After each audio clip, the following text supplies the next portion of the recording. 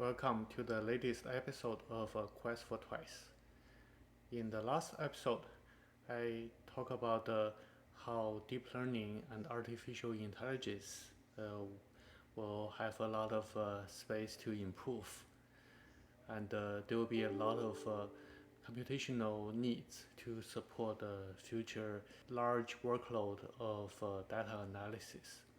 In this episode, I would like to discuss my research results of the chip makers, i.e., the hardware that will be used to support the future artificial intelligence and the deep learning workload. On this slide, I highlighted my research about a few semiconductor players, NVIDIA, Intel, AMD, and Taiwan Semiconductor. So Intel is well known, and it's a integrated player. It integrates design and fabrication. Versus Taiwan Semiconductor is a chip fabrication specialist. So TSM does not do design per se. Design houses like NVIDIA or AMD provide the design, and Taiwan Semiconductor would fabricate chips based on designs from the design houses. On this graph, I showed the last 3 years of revenue of those four companies. Intel has the largest revenue. Note that 2019 is shown on the left, and 2017 is shown on the right, or 2018 is in the middle.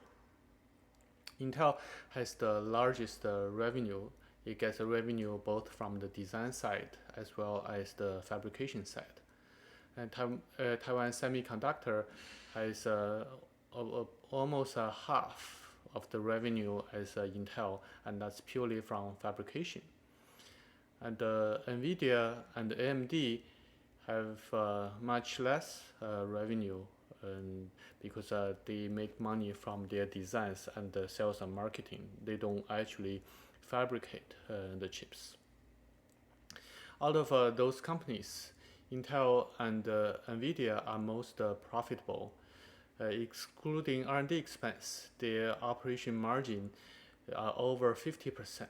So that's a very high margin. Versus 45% for Taiwan Semiconductor and about 30% for AMD. R&D is excluded because although from accounting point of view it's part of operation expense, but really it's an investment for the future. You spend the money now with the hope that it will increase your revenue in the future. So it's not a good indicator of current profitability. The capital expenditure for Intel and Taiwan Semiconductor both 11 to 15 billion dollar per year. So they are very similar in terms of capex expenditure each year. However, Intel has more than twice the amount of the revenue compared to Taiwan Semiconductor. Intel doesn't provide the details, so I'm not sure if Intel just churns out more chips per amount of investment, or Intel gets a higher sales price from the same amount of chip as semiconductor. But it's interesting to know that for each dollar of capital investment, Intel gets twice amount of the revenue. I think that's also an indication of the strength of integration of its design and fabrication. On the other hand, NVIDIA and AMD invest very little capex because they are design houses and they don't actually own a lot of properties and plants and equipment. As shown on the revenue graph, almost all players experienced the recent revenue growth. So let me take a close look at their revenue growth story. On the top right, it shows their revenue in the last 3 years from the PC/gaming business. Again, Intel is dominant in terms of its revenue because of its CPU business in personal computers and laptops. Also, interestingly, that Intel is also very dominant from its data center business, and it experienced significant revenue growth in the last few years. It's so dominant that it's hard to see the trend of revenue growth for NVIDIA and AMD in the data center business. That's why in the bottom right chart, I removed the Intel and replotted the revenue from data center business for NVIDIA and AMD. What's striking is the very significant growth from NVIDIA in the data center business. I believe that's because of it's a product of a GPU that has been adopted widely for artificial intelligence / deep learning applications.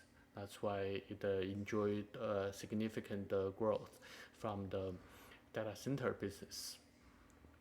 Also, both Intel and NVIDIA are significant business players in the autonomous driving business. So they have a relatively insignificant compared to their overall revenue, but still they are the dominant players in the chip maker business for autonomous driving. And both experienced very significant revenue growth in the last 3 years, especially for Intel, and that reflects its acquisition of Mobileye, a company in 2017 that really helped Intel to gain a strong foothold in the autonomous driving chips business. So for PC, although currently it's about 50% of the sales for Intel, the consensus is that there is a limited future growth given how saturated PCs are in our daily lives. On the other hand, for data center, there is an exciting growth opportunity driven by deep learning and artificial intelligence applications in the future. NVIDIA had a faster growth due to its product of a GPU that's ideal for CNN model in artificial intelligence, as I reviewed in last week.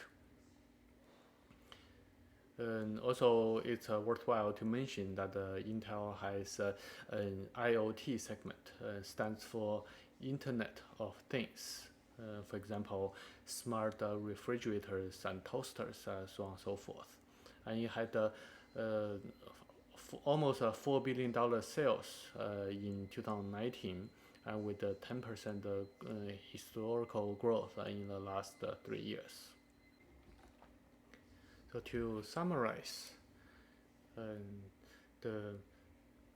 there is an exciting growth opportunity in deep learning and artificial intelligence, and that has been driving growth for NVIDIA's GPU business. From a rate point of view, it enjoyed much faster growth in the data center segment compared to Intel. The billion-dollar question is what will be the growth rate for those chip makers in the future, driven by the explosive need of big data and workload growth. So let's take a look at some key questions to ponder for future growth. So a key hypothesis is that future growth should be driven by past research and development efforts and expenditures. Of course, other factors also matter. For example, marketing. Take a look at the R&D expenditure in the last 3 years for all these companies. And as a bottom left, showing that again, Intel dominates in its R&D expenditure compared to the other three players.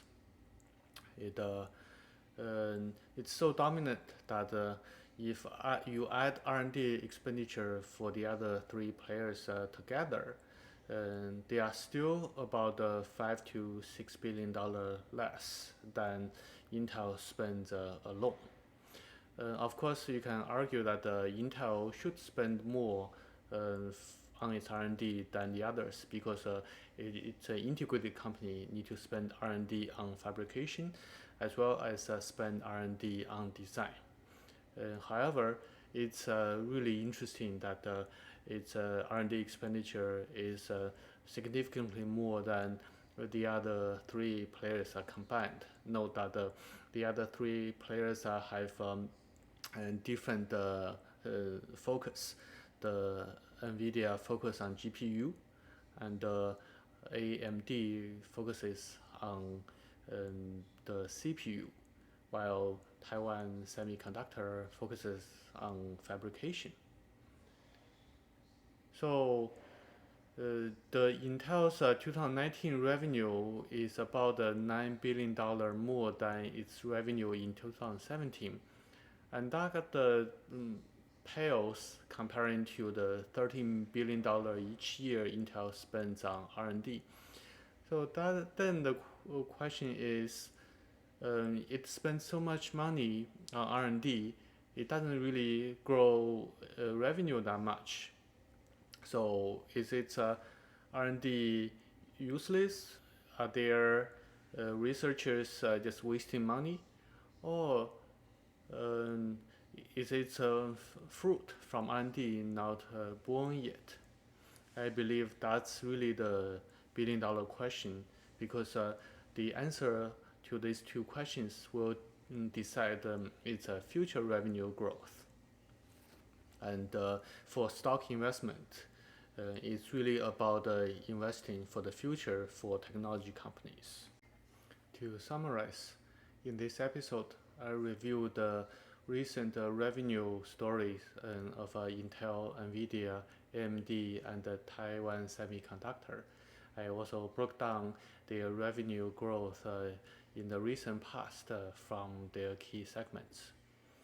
So basically for Intel, it's a dominant player in both data center and PC segments. However, the Wall Street analysts believe that its growth is in the past. NVIDIA is the exciting new kid on the block that has a shiny new toy GPU that will be liked by everyone else and will in great demand. Which I agree, a GPU is a great product and will be in great demand in the future due to the exponential growth in the deep learning and AI applications.